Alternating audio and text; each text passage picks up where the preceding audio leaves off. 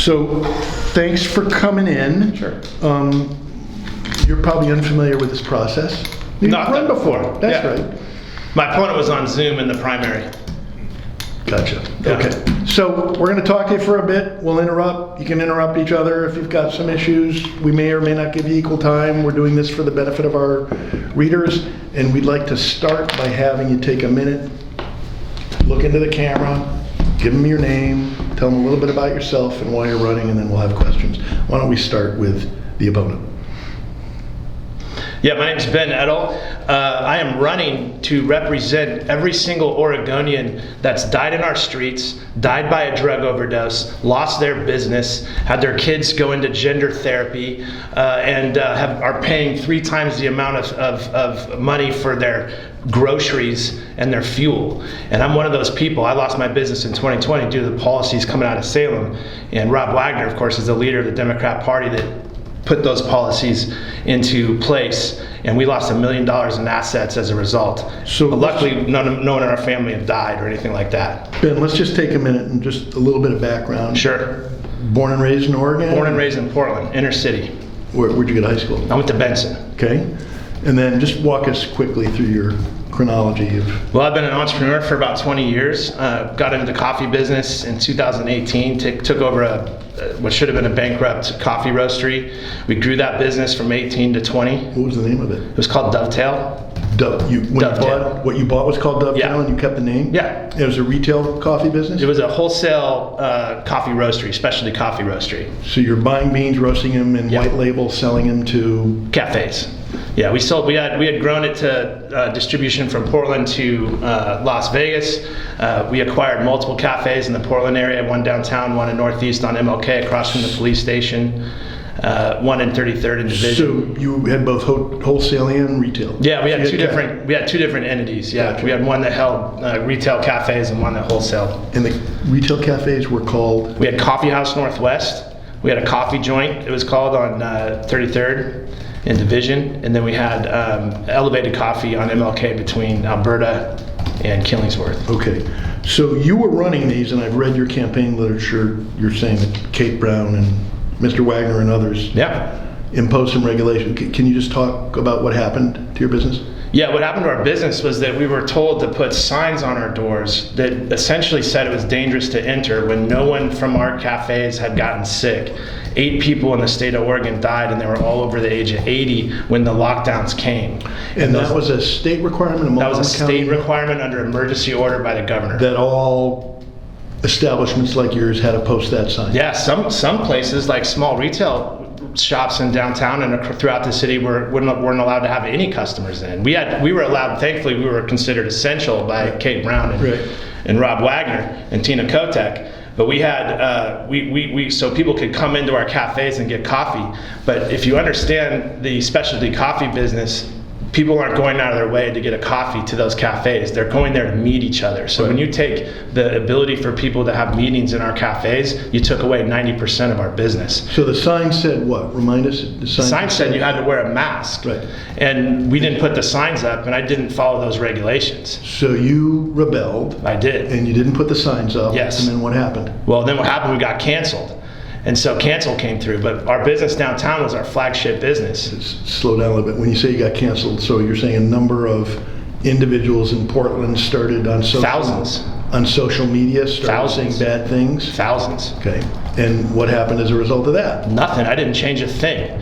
I was resilient. I stayed strong in my convictions, and I stood up to them. Right. And I kept operating and your business the best kept I could. Going. Our businesses kept going, but we couldn't afford the loss in business. We went from growing 33% every month, year over year, to when the lockdowns came, and then after the rioting began. Mm-hmm. See, Rob Wagner, he passed bills that made it so that police officers couldn't arrest people for interfering with a police officer, which is the most common arrest made during a riot. Right. So they prevented the police from actually stopping the riots, which we all know. So I'm just trying to... And then downtown Portland became a ghost town, and so we had to walk away from a massive investment that we had. And then from there, we made it into November of 2020 before we had to close everything.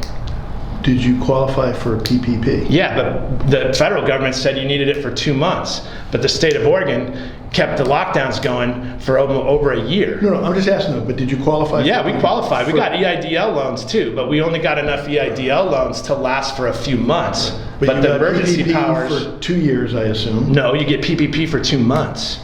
You couldn't get more than 2 months for PPP. They did a second PPP loan, right? Which we didn't get because we didn't have enough employees. Gotcha. Because we'd already paid the price. Gotcha. So you got a PPP. Correct. I assume it was forgivable. You didn't have to pay it back. Yes. And how about an ERC, Employment Retention Credit? We didn't get that. We weren't there. That came in 2021. So despite the PPP, yep, and despite the EIDLs, despite the EIDL, your business shrunk.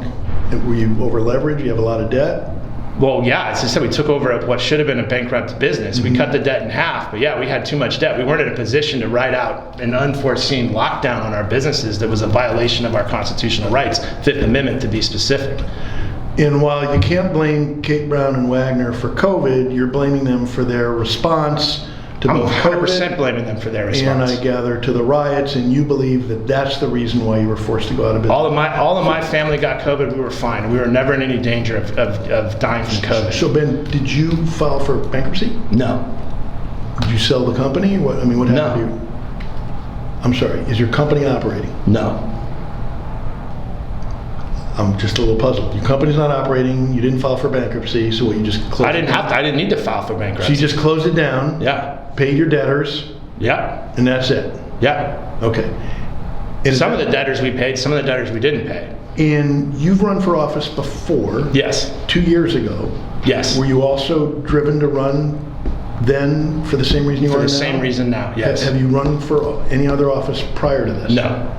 Okay. What has been your civic involvement prior to After this? we lost our businesses in January 2021, I started a 501c4 called Free Oregon that grew to be the biggest civil rights group in the state of Oregon. Right. And we took Kate Brown and Pat Allen and the OHA and the state of Oregon to federal court, which our lawsuits are still proceeding. Okay. And I want to get back to Free Oregon. I want to talk to Rob, but one other question. Were you tossed out of a Best Buy? I was, yes. For not wearing a mask? Yes. Can you tell us about that? Yes, it was the third time in 2 weeks that I'd gone to the Tualatin Best Buy in that December, and no one forced me to wear a mask. The regulations didn't say that you had to refuse service to someone for wearing a medical device that was experimental, by the way. It's experimental. It's a surgical mask. It doesn't stop viruses. It's a total experiment. Yeah. And so I refused to wear a mask. And I went in there the third time, and there was a young girl there that decided... What happened the first two times? Nothing. I went in there, bought stuff, and left. Okay, It was so two this times in time- December. I bought a computer from Best Buy that was $2,200, and I went back for a couple knickknacks after that, and then we were doing Christmas shopping with my wife, and we were approached by a blue-haired girl, and the blue-haired girl was just irate that we would walk in there without a mask, and I told her to leave me alone. And after that, they did ask us to leave Best Buy, and I took Best Buy to federal court, which that case is still proceeding. Okay. I'm suing them for a violation of my rights. Who's your lawyer? My lawyer is Stephen Jonkis. Gotcha. Okay. Rob, take a minute, look into the camera, identify yourself, tell us who you are and why you're running for re-election. Yeah, thanks. So I'm Rob Wagner. I'm state senator from Senate District 19. And I grew up in the heart of the district. Been civically active for a couple decades. And I'm one of those stories that I come from a family of educators. Both of my sisters are public school teachers. My mom's been an educator. And I was always instilled from a very young age that public service was something that was an honorable profession. When I came back to the community, I was actively engaged in a variety of different things. One of those came out of different volunteer capacity. So moved back, grew up in Lake Oswego. When I moved back to the community, I had a couple small kids. And I did everything from joining the Lake Grove redevelopment, the conversation when Mayor Judy Hammerstad needed somebody to talk about Foothills redevelopment. I joined the schools foundation, and then basically the the way that I moved from, and then worked my way in academic administration. I actually served as a legislative advocate for the American Federation of Teachers for a decade. And then I spent several years at Portland Community College. I'm really passionate about workforce training and especially providing pathways of opportunity for low-income students. So you were appointed to this position? I was, yeah. So Devlin stepped down? That's correct. And so you're appointed in what year? So I ran for school board in 2016, and then 2 years after that, Richard made an announcement that he was going to step down and accept a new appointment.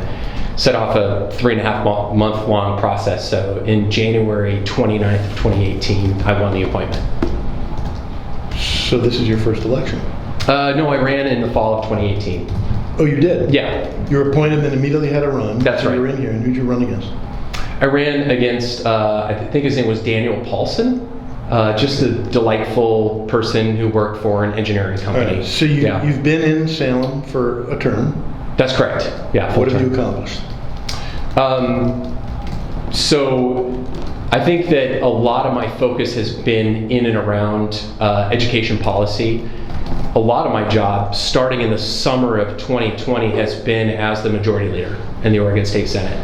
So it's my job to help facilitate our entire legislative agenda. And if you think about the 4,000 bills that are introduced every session, when you think about the budget, a lot of my job is to support our caucus members. And are you going to seek the Senate presidency if you're reelected? When Peter Courtney called me on December 16th of last year, before he went public to the media and told our caucus, I told him, and I actually have been consistent in my message, that my job this entire election cycle is to help my caucus members get elected and to make sure that we return the majority. After that election, there will be a conversation with our caucus about what's going to happen. So, would you like to be Senate President? I haven't ruled it out. I think, though, that it's incumbent on us, number one, to make sure that we return into the majority. And so that is the next 34 days, that is literally where I'm putting all of my energy. So if reelected, what will you focus your majority on? I mean, that's a great question. I think some of that is depending on who's the governor. I think that is a little bit on who's in our caucus. But when you think broadly about the history and the policy history of Oregon, I think we need to think big. So what does it look like to have a safe Oregon, a housed Oregon, a green Oregon, a working Oregon, and a diverse Oregon?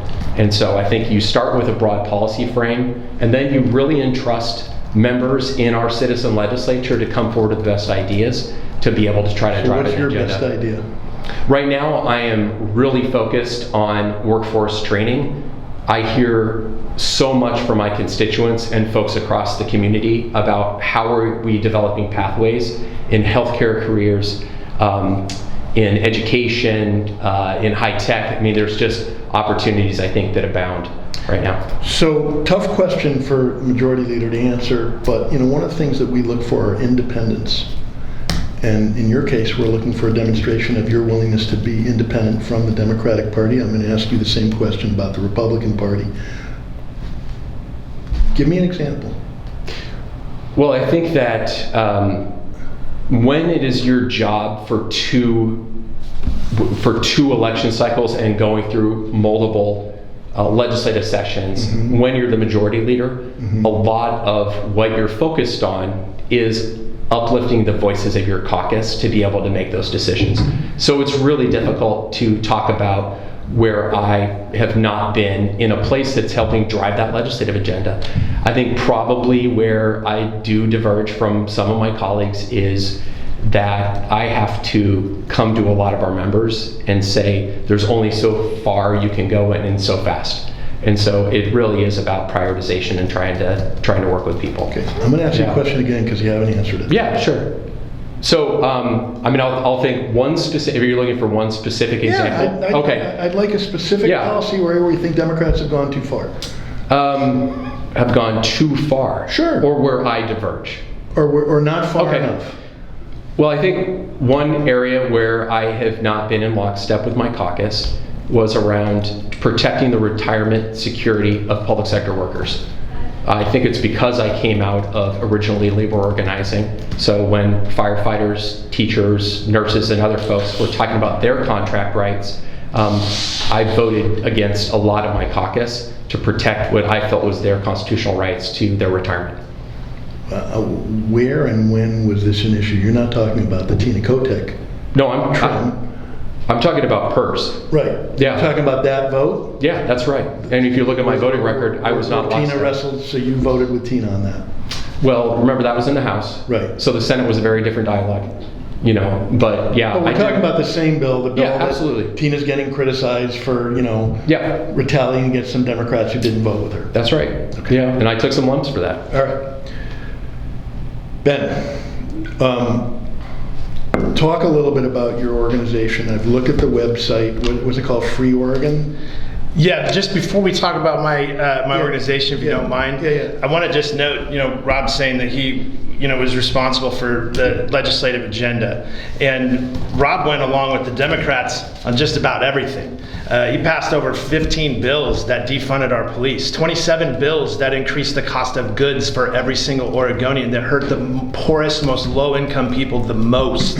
All right, he passed a bunch of bills for education. He said he's the education expert, right? This guy passed bills that got us to the point where 29% of the kids in Oregon can test proficient at grade level math. Okay, 60% of the kids in our state can't read and write at grade level because of the bills that Rob Wagner passed. He put woke CRT and comprehensive sex education and all this equity inclusion crap, and he had replaced it with reading, writing, and arithmetic. And the people that are suffering the most are the black kids. He says he wants more diversity around. These kids are suffering the absolute most. In fact, his defund the police bills resulted, especially in Portland, which is a big part of our district, resulted in a 300% increase in murder, 200% almost year over year. The first year these bills started passing, we had an 800% increase, and 70% of the victims are black men and boys under the age of 30. Now, I didn't grow up in Lake Oswego.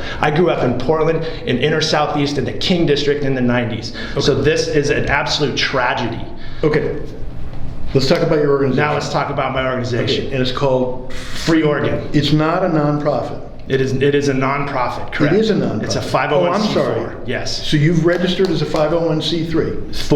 Four. Yeah, we also have a C3 as well, but the C4 is our flagship group. Okay, I didn't realize it was. It's what we use to lobby. Okay, and so the money you get, you're using to lobby, donate to candidates you agree with? Is it a political action? It is. We have political action committees that we're connected to, but we're a 501c4. We're bringing lawsuits when people like Rob Wagner violate the civil and constitutional rights of Oregonians. Do you believe that Joe Biden is our president? Yes. Okay, you believe. You can't deny it. Look around. But do you believe the election was stolen?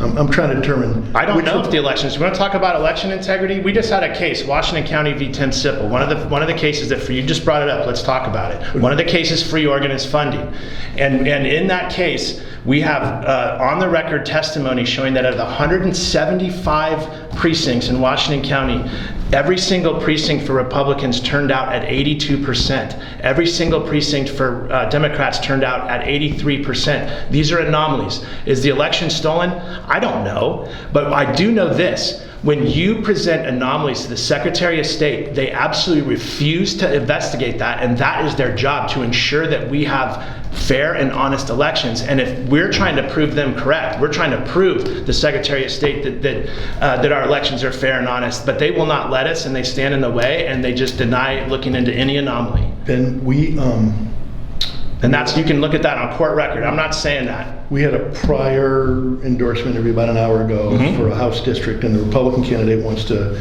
get rid of vote by mail. Yeah. And I'm just wondering where you are on that. I'm just trying to sort Here's my issue. Here's one issue. See, last year, Rob Wagner passed a bill that made it so that you could count ballots 7 days after Election Day. Now, it says in the description, it says that they have to be postmarked, but in Section 1, parentheses 8, it says it doesn't have to be postmarked. So in other words, once Election Day passes, there's 7 extra days to find extra ballots. Now, this isn't something, I'm not saying there's cheating going on, but it sure looks like it makes it easier easier to cheat? Why is it that Rob Wagner and the Senate Democrats passed a bill that made it so that the counties cannot clean the voter rolls? So we have all these people, like in my house, we bought a house from someone who left and moved to Texas, which a lot of people in Oregon are doing. Now, we're not doing that. We're staying here. I'm a native here. I'm an Oregonian. I'm going to stay here. I'm going to stand up for my people here. But what we have is we have 2 additional registered voters in our house that can vote in this state, but they no longer live here. And so this is a big problem. It's not an issue as of, are the elections stolen? No, I don't know that. We don't have any proof of that. We have a lot of circumstantial evidence that the bills being passed, especially by Rob Wagner, who sponsored the 7-day bill, okay, he's the chief sponsor of it. These are bills that make it easier to cheat for whoever is in power, okay? This is dangerous stuff. I don't care if it's a Republican or a Democrat. This is dangerous stuff. Vote by mail is amazing. It's super convenient. It's very easy. But all these other bills make it easier to cheat on top of that. Now, they call it, they say, when I say that, what do they call it? They call it, I don't even know what they call it. Who cares? Scratch that. But the reality is that we've got these bills that are being passed in Salem that make it easier to cheat. And I cannot figure out another reason why they would do that. Okay, so the question, tell me and change my mind. I'm not here to change your mind. The question we asked Rob, which is demonstrate your independence from your party. Can you demonstrate your independence from Easily. My party does not want me to get elected. My party does, but the Senate caucus, they don't. Tim Knopp is one of the lowest ranked Republicans according to CPAC in our state. He's one of the most liberal Republicans. He's one person above Betsy Johnson, which I like Betsy Johnson. She's a great person.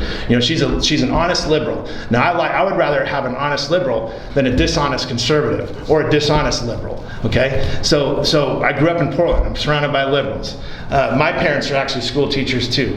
But the reality is that I stand up to my party when they're corrupt. And I have called them out and called them out and called them out. And you can go to my Instagram and my Facebook and my website and you can see when I call them out, I call them out. Can you give us an example of a policy difference you have with?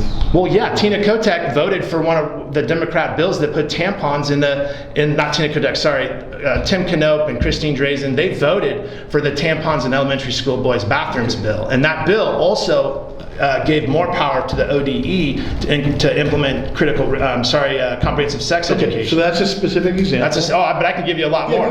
Give us a couple of others. 100%. So they voted for a lot of these kind of bills. They voted for bills that increased the cost of goods sold. They voted for bills that were education bills that were again implemented, whether it be critical race theory, education, or comprehensive sex education. And really, I'm not too worried about that stuff, other than the fact that our kids aren't learning what they're supposed to be. So we got to get that stuff in place. So I'm sorry, you're talking about a bill that implemented sex ed. There's so many critical bills. Race theory that Republicans supported. There's a whole bunch of those bills. There's a ton of those bills, and so I call them out exactly when we need to call them out. So you're saying you believe the caucus does not want you elected? No, they won't give me a penny. They ran someone against me in the primary because they think you're too conservative. Because I think Tim Knopp's worried I'm going to take his job next. Who'd they run against you in the primary? They ran Wendy O'Brien against me. She's a nice lady, but the reality is she wasn't prepared to go up against me. So you're saying you're getting no support from the state Zero. Republican Party? Zero. I've gotten $500 from the Washington County Republican Party. What's the registration breakdown in your district? It's a D20. So we got 43% Democrat, 24 Republican, and about 46 non-affiliated. So what's your highest priority if you get elected? What bill would you push first? Restore public safety. We need to go through and repeal about 15 bills that made it so that local municipalities can't police the communities effectively. So can you give us an example of a couple bills that passed that you think you had string? Well, bail reform bill is one of them. The bail reform bill made it so that you couldn't hold a local law enforcement agency couldn't hold someone who was arrested for a Measure 11 crime. That includes up to murder. That bail reform law is terrible. I would absolutely repeal the bills that made it so that you couldn't arrest someone for interfering with a police officer, which is one of the most common riot arrests that are made during riots. You tell people to move, they don't move, then they arrest you for interfering with a police officer. But they can't do that. But only in cities that have 60,000 more in population. I'm sorry, so you got to pardon my ignorance here. Yeah. The legislature passed a bill. Yeah, multiple that bills. Says in cities over 60,000, yeah, you cannot arrest someone for interfering with a police officer. Yes. Okay. How many cities in Oregon have over 60,000? Well, a few. 3. Yeah. Exactly. So what's this other one? You're saying they can't hold a Measure 11? Yeah, it's the bail reform bill. It's on my website. If you want the exact one, go to benedl.com/Wagner and you can see everything he Do you know passed. the details of how that's written? Yeah, go ahead and read That's it. not my interpretation. Go to my website and read it. Okay. Yeah. Do you want to speak to those two? But it's not your interpretation, but let me explain something to you real quick before he talks. What you've seen in Portland with the district attorney Mike Schmidt letting people out who have been arrested for assault and armed robbery and other crimes, that's the bill. So you can interpret it differently, but Mike Schmidt interprets it the way I interpret it. What's that? It states it. It states it in the bill. You got to read it. You got to read every word. See, it's like the 7-day bill. When you look at it, you're like, oh, this is cool. This postmark makes total sense. You know, someone mailed it on election day. They should have the right to vote. But when you go down to section 1 in parentheses 8, it states right there on that line. See, and see, it's that line that matters. That's the ones that they use. You got to read it all very carefully. Rob, do you want to respond to any of that? Yeah, there was a lot of testimony on that legislation, both in committee in the Senate, and I believe in the House Judiciary Which one are we Committee. talking about now? I think bail reform, I'm kind of lost a little bit into this kind of abstruse, down this kind of rabbit hole. But if you look at legislative council's Let's go down that rabbit hole, Rob. If you look at legislative council's interpretation of that legislation, you actually look at the testimony by the statewide district attorneys association, the contention that this legislation does what is stated is not factual.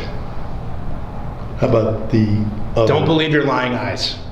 how about the other bill he referred to? Which one is that again? Well, you referred to The bail reform, the riot protection bill. the interference with. Yeah, you protect rioters. Then they made it so that when you arrested rioters, you couldn't put their interfere with the mugshots police on and make it public. I mean, that's public information. That's the other one too. There's a bunch of them. There's a whole bunch. You go to my website and look at it. There's a ton. Let's go down that hole, Rob.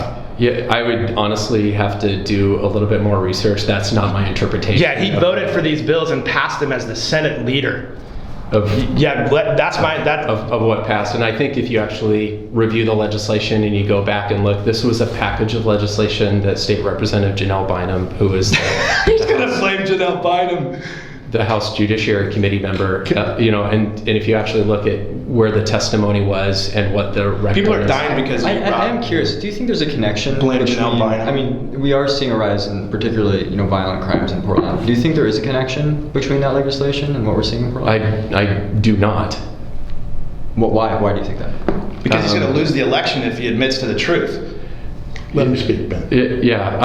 I'm just so in terms of riot protection or I'm just saying if we look at all of Yeah. these policies I mean- together and whether Yeah, I there's mean, a connection. a lot of it takes a long time when you're talking about legislative implementation. So if you look at rising crime rates and police response, I just think that it would be really hard to find independent review that would directly correlate between legislation that was passed and what you're talking about in terms of violent crime. Let's go for a 4-block walk around the corner. Let's have an independent review. You can see it with your own eyes. I don't know how you... See, Rob even got the endorsement by the independent party so he can put independent next to Democrat in the voters pamphlet so he can try to get as far away from his policies as possible and completely hoodwink the voters into thinking that he's some kind of independent. This guy is a radical leftist. There's blood in our streets because of his policy. People are dying in our streets with needles in their arms because of his policy. And if you think I'm upset and passionate, you're damn right, because I'm an angry Oregonian that worked for 2 years to sit next to this guy Walk and me let him through know what I exactly think. the connection. So, Rob was saying that he didn't think there was a connection there. Can you argue for me why you think there? I already did argue it. Well, it's I already very did argue general. it. Give me Okay, here's a specific thing. You go in and hold up a convenience store, put a gun in someone's face. Okay. All right? Then you get arrested. Then you get let go because they can't keep you on bail.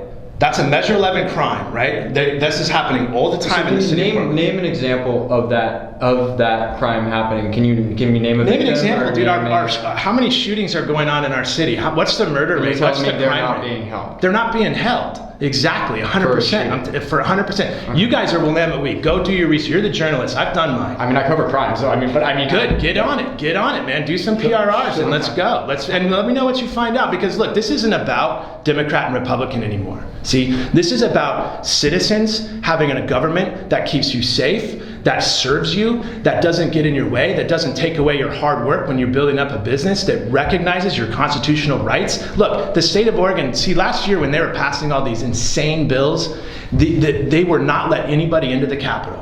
And they used the state police to make sure no one could get in, because it's real easy to pass these kind of bills when it's on Zoom. It's not easy when they're sitting right next to you, is it, Rob? Ben, is there someone in Salem who you'd look to and say, that's my role model? Yeah, absolutely. Kim Thatcher is one of them. Okay. She's absolutely a role model for me. Senator Linthicum is an absolute role model for me. And other than that, I think what we have in Oregon is a massive corruption of people who make $33,000 a year but get paid big bucks by lobbyists to pass these crazy bills and have power over us. And they're not representing us. It's taxation without representation, and the Republicans are just as guilty of it. There's a few other good Republicans, but Thatcher and Linthicum are the people that I look up to the most, because they protect our American way of life, they protect our civil rights, and they don't vote with the Republicans so they can get a couple $1 million for their district when it comes to stuff like the tampons in the boys' bathrooms. I've lost my train of thought. Well, they showed up for SB 554, which is an egregious infringement on Second Amendment rights. Oh, so yeah. I want to make sure I understand. These are Republicans that did this. So on social issues, you pro-life? I'm both. I'm pro-life. Look, my district wants to have abortion rights. My job is to represent the district. Right. See, Rob needs to understand that. You have to represent your voters. I'm just asking. I am pro-life, but I'll tell you this. My policy is 12 weeks. I think we need to bring abortion down to 12 weeks in this state, because once a baby has a heartbeat and brain activity, there's something wrong with you if you think it's okay to end that life. So you believe there should be a 12-week cutoff? I believe there should be a 12-week cutoff, but I also equally believe that there should be 12 weeks of reproductive rights and choice for women. And so I think the right thing to do is to protect both sides of this issue, and that just makes common sense. Why is it that it's legal in this state? If you go into labor, because this is legal in Oregon, you go into labor and let's say your boyfriend breaks up with you and you go have an abortion, and there will be doctors that do this in Oregon. There's doctors that will give 14-year-olds puberty blockers. And so, look, we have to have the state come in and protect those unborn children, but we also have to have the state protect abortion rights. I think that makes total sense. Doesn't it make sense to you? Or do you think that, like, going into labor, you should be allowed to have an abortion? Okay, so again, I'm just trying to sort through where you stand. It's clear there. On that one, it's dead clear. 12 weeks, that's it. You got 12 weeks, no questions asked after 12 weeks. So there are a number of initiatives and referendums on the ballot this year, and my guess is I can predict where you fall, but I just want to make sure. So there's an expansion of gun laws. I assume your yes and your no. Is that a safe assumption?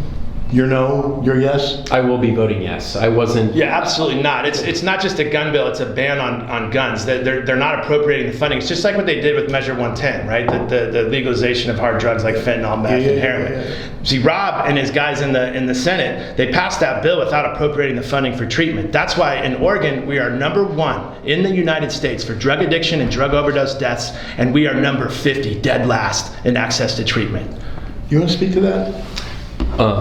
Voters passed Measure 110 based on a citizens' initiative. Right. Yeah, but the Senate has the power to not put it into law, and they did. And then when they did it, they didn't actually put into law what the voters voted for, which was money for treatment. Whether or not your handwriting is on that bill, I assume you supported it.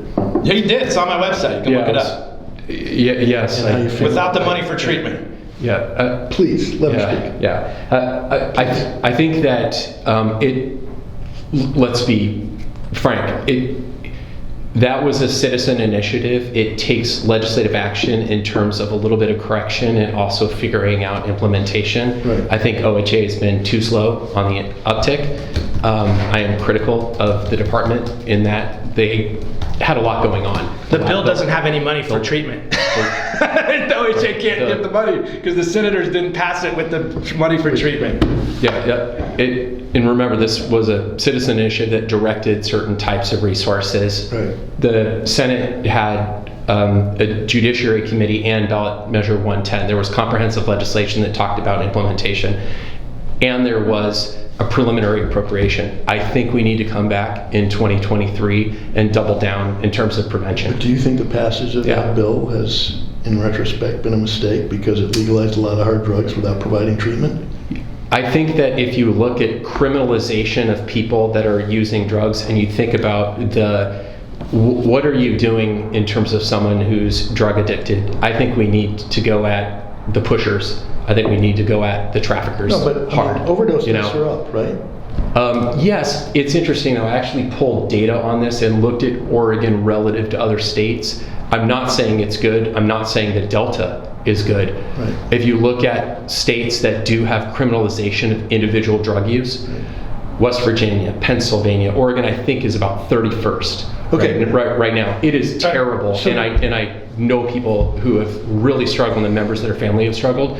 I think blaming them for their addiction. That said, there was actually a really good interview on OPB on Think Out Loud that was talking about what do we need to do in terms of next steps in this space, and I'm supportive of those recommendations. There's an initiative. Hold on, I got the floor. There's an initiative on the ballot that would create a health care right for all. I assume you're in favor of that. Yes. And I assume, Ben, you're opposed. Well, they already spend $46 billion a year on OHA. Well, I've read that it's going to create an unfunded mandate, and there's nobody that I talk to outside of Kate Brown, and I'm including Democrats, who doesn't, and you've already done it, criticized OHA. So we have a state agency that seems like everybody's critical of, and there's an initiative that would, I assume this would fall on the Oregon Health Authority to implement, creating a health care right for all. I'm just wondering if we've thought through the implications of that and how you feel about They don't think they're implications. Ben, please. I think if you look at the legislative history here, it started with State Representative Mitch Greenlick, and I'm sure you probably tracked this all the way back the dozen years. Yeah. The legislation that was passed actually has, I believe, sufficient wiggle room. I was part of the ballot measure explanatory committee that talked about this, and there was a lot of conversation and testimony. I believe that we have to be bold, and if you look at healthcare coverage in the state of Oregon, starting with covering kids, starting with looking at families, we're at, I believe, above 95% of healthcare coverage right now. I think that we can close the final gap, and I think we can do it without and burdening other budgets. Let me ask you about another measure that's on the ballot. It is one that would change the Constitution and require that any legislator that has 10 unexcused absences would lose their job. This is clearly an attempt by Democrats to punish Republicans for walking out. Yes, come on. Yes, it is. Yeah. I think my question is, do you have any concerns about the passage of this measure? And if you don't, I'm going to share with you some concerns I have and speak to it. Okay. I think when you look at, there are 3 states in the United States that have supermajorities. I know a lot about this issue, and so if you can allow me just a little bit of latitude to talk about the policy history here. So Oregon, if you look back, and Kerry wrote this great book in the early 1900s about kind of the evolution of the Oregon Constitution. We borrowed a lot of the sections as it relates to this issue with quorum from the Indiana Constitution. Right now, Wisconsin, Texas only on budget matters, and Oregon have this very large supermajority. And if you look at local governments, I was a member of a school board. If you look at cities, if you look at a lot of if you look at boards in general, where are there 2/3 requirements to be able to come in and talk about legislation and conduct the affairs of state?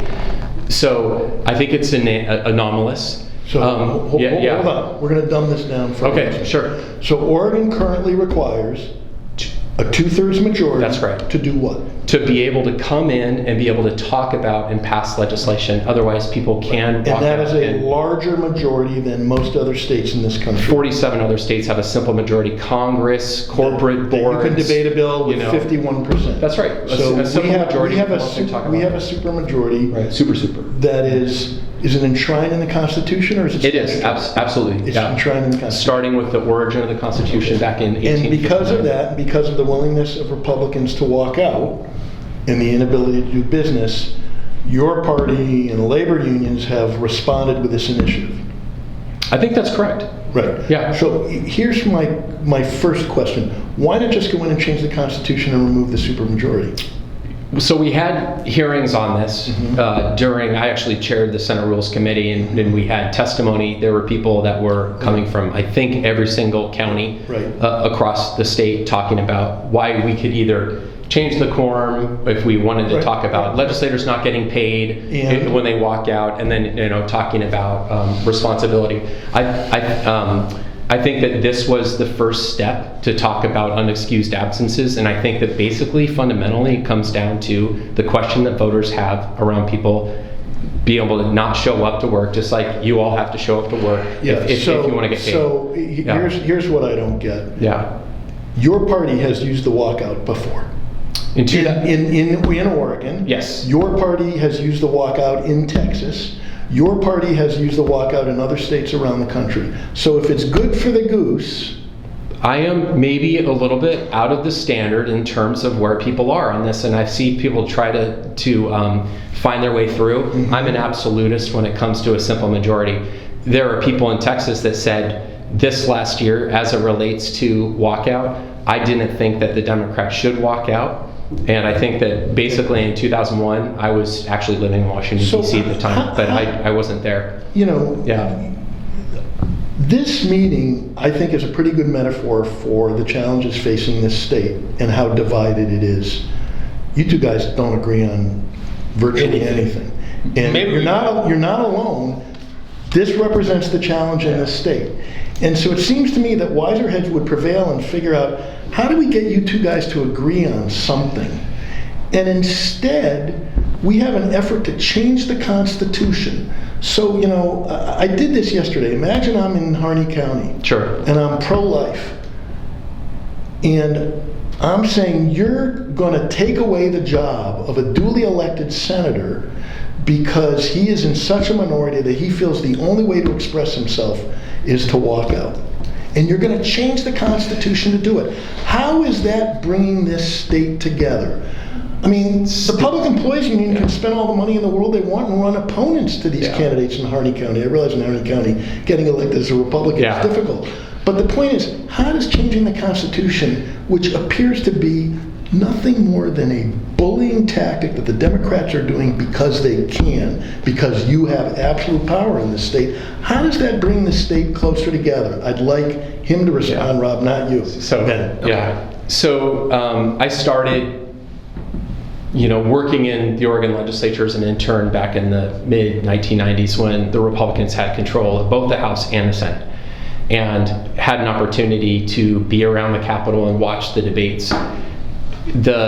I believe people should come in just like at a school board or a city council or a corporate board and be able to say, I strenuously object, but I'm not going to shut down the affairs of this. I will debate you. I will try to find compromise where we can find it. And I'm not going to. You're not answering my question. So people will say the ballot I box. Yeah. The ballot box is where you decide whether people keep their job. Right. Not because the Senate Majority Leader is going to get to rule. I mean, imagine a situation in which some wacko Republican controls the legislature, and you come to him and you say, my wife has got breast cancer, I'm taking an absence. And he says, not an excusable absence. 10, you're gone. It's the tyranny of the majority. And it's fine as long as you're in charge. What happens when he's in charge? So first of all, I can't find any... I'd excuse his absence. Yeah. I can't find any evidence. speaking. Can you just give me one example where someone with a health-related absence wasn't granted that absence at any time? What I'm suggesting is you are setting up a situation in which the two sides are going to be more divided. You're handing the majority party a baseball bat with nails in it, someone's going to use that at some point and unfairly deny someone an excusable absence. And you're changing the sacred Constitution. So why couldn't you pass a statutory, why couldn't you do this statutorily? Because you're concerned that Republicans would take power and they'd reverse it? This is a constitutional measure. You have to change the Constitution in order to have a conversation about quorum. You could not statutorily require attendance. No, you couldn't. That's not what the proponents who were in here yesterday told me. So who were the proponents of the measure? Basler, the campaign for it. They were all in here yesterday. They didn't say there were any legal objections. They just said they wanted to go with the Constitution. Again, because they can. Because they had $1.5 million to put it on the ballot. Yeah. On absences, if someone walks out and walks off the job. I do. I think you may be right. They were uninformed about that. I've tried to explain but speak to the larger question. How does that bring the state closer together? Do you really think that someone who voted for that Harney County representative who completely disagrees with your politics is going to say, yeah, I think they should lose their job, when they're going to say, no, these people are in a minority, they have no power, and in fact, walking out and preventing you from voting on this bill, they're representing my interests. How is that bringing the state together by changing the Constitution and say, we're going to determine whether these people stay in office, not you? So I guess I would go back to the fundamentals about constitutional interpretation as it relates to this question. No, I'm asking you to think about this. So if you're a Harney County property taxpayer, how are they going to feel about this? Or do we not care? Which may be the answer. Yeah, and I don't think that's true. I think that what you're seeing from this conversation today is kind of a little bit of a travesty in terms of people actually having civil debate around policy matters that happen. When you look at urban-rural issues, because I think you're bringing up Harney County, so over and over again, I would like to think that Senator Finley and I could sit down and actually have reasonable conversation. When you look at budget appropriations and things that we've done, I think that we can have reasonable conversation. When it comes to issues, I don't believe that the only thing you can do is have a walkout to be able to say that I strenuously object. It just doesn't function. In fact, in some sense, by changing the Constitution, you're facilitating people staying and fighting rather than people shutting down the affairs of state. I understand. And I'm trying to be direct. And I agree. I really am trying to be direct. I'm asking you, and I'll stop because I'm pushing this. Yeah, sure. I'm asking you about the perception. Because it seems to me that whatever good this measure does, the perception it creates does not bring the state closer together. And that may not be your role. You are the majority leader. Your job is basically, I want Democrats to succeed, and I realize that's your job. And as a consequence, bringing the state together may have less of a high priority. You've got a very unique position. I understand that. But I do worry that there is, look, it's pretty hard to dispute Republicans when they say Democrats have been in charge for 3 decades, right? You can't deny that. Since 2007. Right. Yeah. So 2003 in the Senate we had split, and then 2007 Merkley had a 31-29 majority. And clearly people are unhappy with what's going on in the state of Oregon.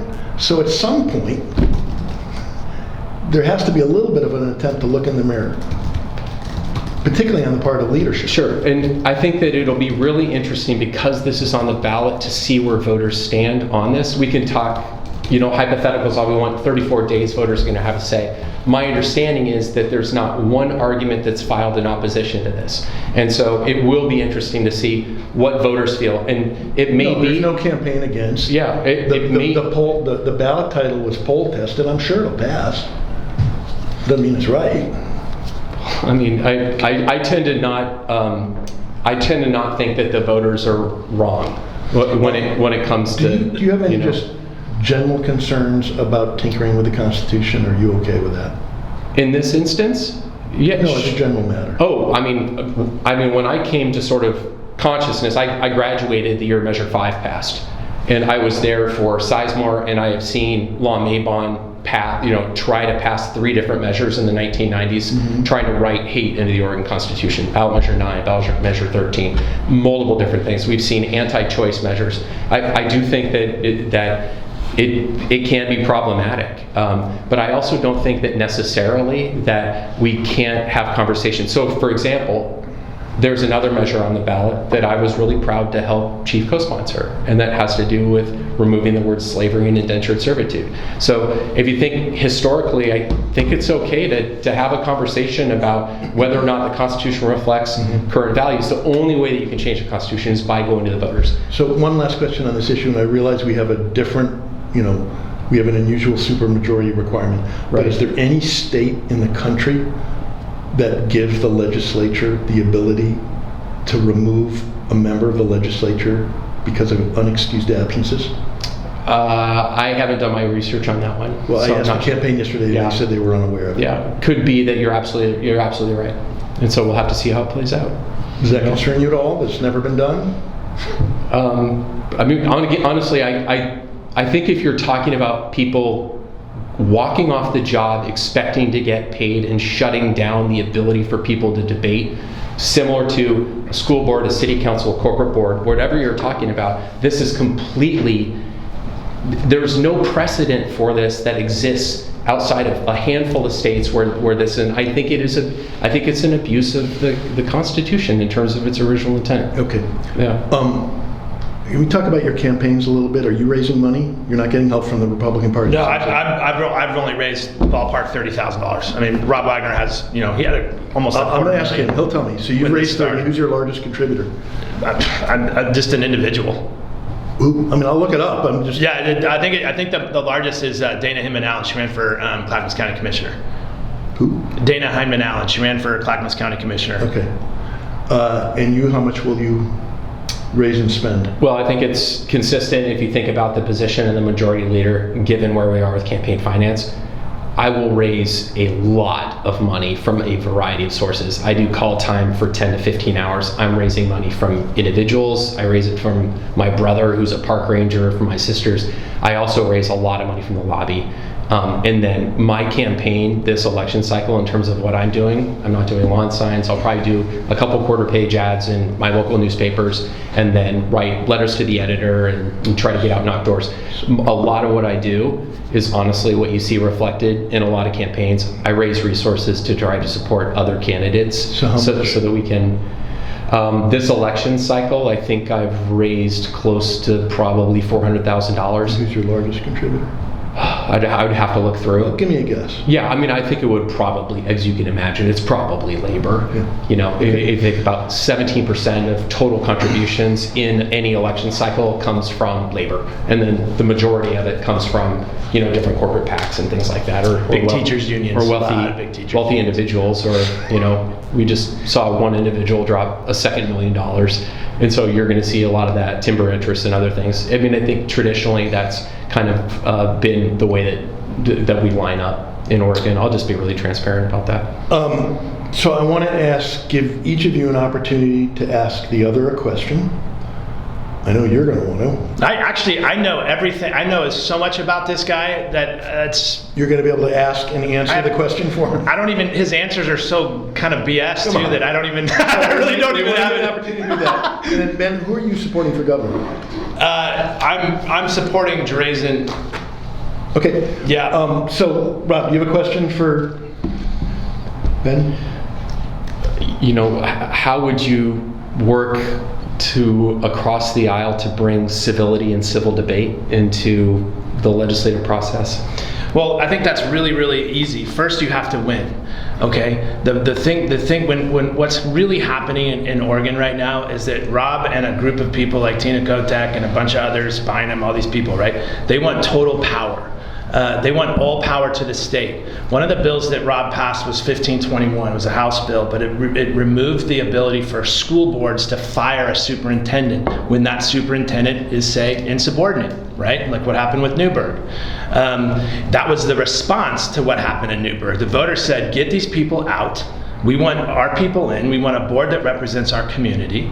And then the legislator came down and passed 1521, which made it so that no school board can fire a superintendent. The ODE can do it, right? So this is just another example of Rob and his people that want all power. They want power over you. They want power over your body. They want to make sure that you take an injection if they make you take an injection. They want to have control of your money. We're going to ask Ben. They want to tell you what kind of car to drive. We're going to ask Ben about that, but I'm not sure you're being responsive to his question. Okay, sorry. So once we defeat you, Rob, once we take you people and throw you out, there's going to be good Democrats with good Republicans like me that will work across the board to create a new government in Oregon that is for and by the people. Okay, can you name a good Democrat? Betsy Johnson. Okay, well, she's no longer a Democrat. Well, she's a Democrat, but she's a good Democrat. But she dropped her party, so I'll take that. I'm just wondering if there's someone. My dad is a good Democrat. No, I'm wondering if there's someone in public office. No, swear to God, my dad's a Democrat. I'm sure your dad is, but he's not in elected office. I'm wondering if there's anybody in the House or Senate right now. I've never even met. Okay. I've never even met a Democrat from the House and Senate. This is the first time I've been able to meet one, and it's been very, very rewarding. You guys do not have debates scheduled? I'm going to challenge him to a debate next week. We're getting it set up. But I don't know if he's going to actually take me up on the offer. Okay. Question for Rob. Do you have one? Yeah. When do you want to debate? Let's do it on stage. We can live stream it, man. I got a whole bunch of people that I'm going to give you. I'd rather have a question relating. Well, what's your answer? Yeah, I mean, I will have a conversation with my team, and so you are not yet willing to commit. So you're not willing to debate me, and you are willing to. You got to ask your team if they give you permission to debate me in front of people. Let's go. I'm happy to have a community forum. I don't feel like I'm going to subject myself to this. I'm just frank. Rob, I'm an Oregonian. You got to subject yourself to Oregonians when you. I'm going to give you another question. I don't think this would be. I'm going to be really honest. I don't think that this would be a productive dialogue. Okay. So I probably will deny Mr. Edtl the opportunity to just skewer me again. So you're saying no, you don't want to get skewered. Got it. Yeah. Do you have another question? Nope. That's all. No further questions from me. Okay. I'm not traditional, okay? I'm not a politician. Rob Wagner's a politician. It's incredible to me how much he can talk without saying a thing. But I don't do that. I don't play that game. I'm here to serve Oregonians. I'm here to work with people across the board. I was raised by progressive liberals, school teachers in the inner city Portland. I am not afraid of Democrats. I love Democrats. What I don't love is people that edge toward communism, which is people that want all power to the state. That is a big concern for me. People that want to change our Constitution, that want to ignore our First and Second Amendment rights. They want to ignore our Fifth and our 14th Amendment rights. That concerns me. So we have to get rid of these people, and so we can restore some common sense, some American ways, and where everyone is equal, everyone is the same, and we can help rebuild the damage that's been done for the past 2 years. It's been warp speed damage. We have to recover from this. I'm a leader that can do it. Do you have any questions, Lucas?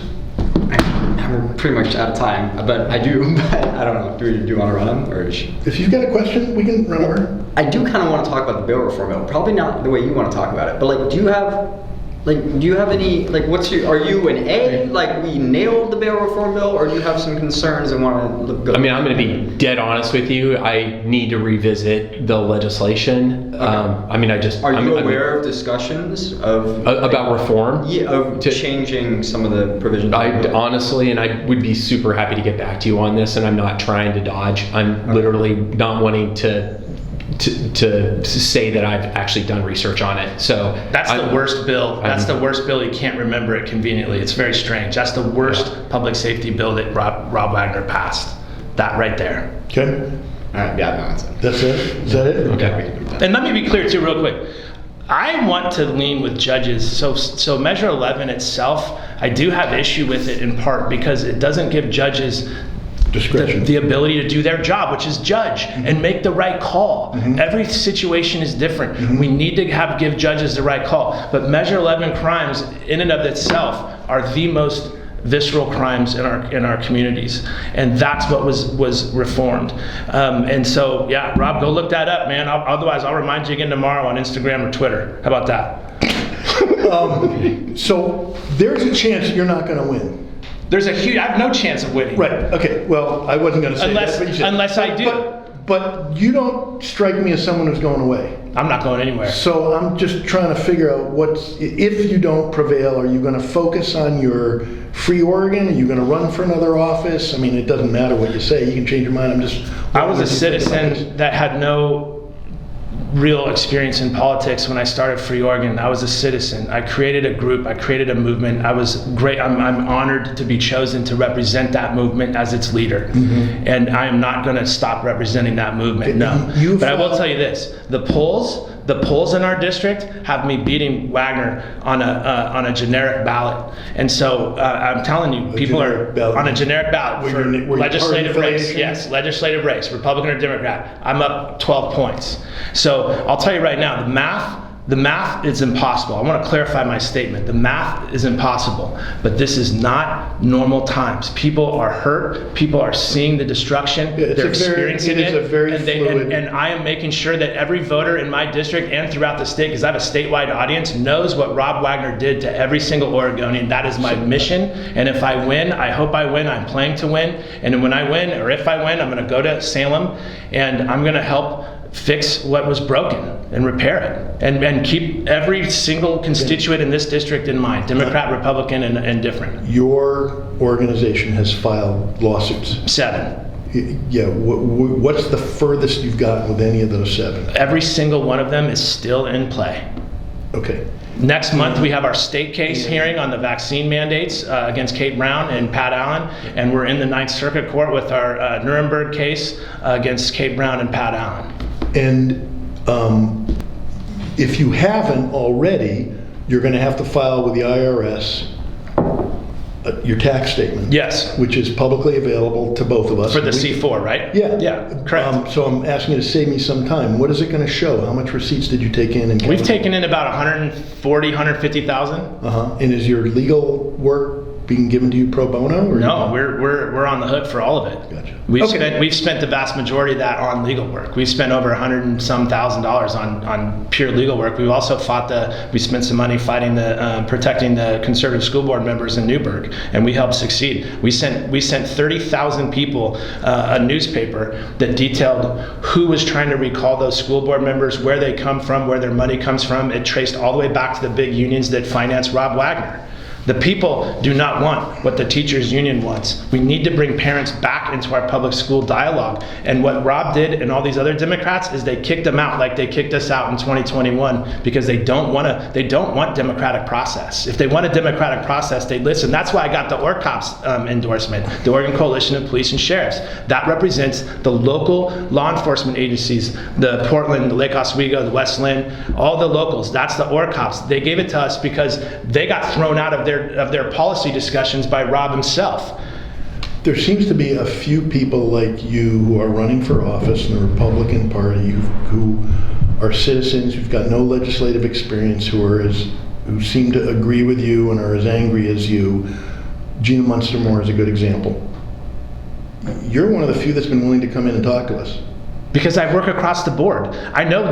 So I'm flattering we have to have this conversation. We have to have it. Why can't we get the Gina Munster-Moores to come in here? I don't know. I've never about? personally met Gina, but she's not like me. She didn't create a group. She didn't unify 20,000 Oregonians. And Free Oregon's membership is a third. We have everyone when they become a member. They say whether they got to tell us if they're Democrat, Republican, and if not affiliated, it's a third. It represents Oregon population completely. All right. So that's what I've done is I've unified Oregonians around the most important issues we face right now, which is public safety, education, homelessness, and cost of living. These are the things that you can go back and look at Rob Wagner's record on my website at benedtl.com/Wagner, and you can see exactly how Oregon got here. It is a path to destruction, and we can fix it. All right, so we are way out of time. We have one last question. As you may know, we always ask a silly question, and the question is just this. The world ends tomorrow, you have one food item, what would it be? Not even a meal, just a food item.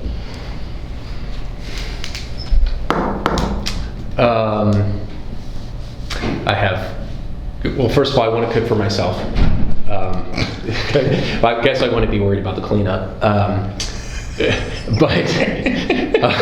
that's right. Now you don't have to worry about washing the dishes. So I'm literally just parading myself through the district and trying to determine, I probably would just drop by. I need a giant mug of salt and straw. Okay, salt and yeah, straw. You got a constituent in. Yeah.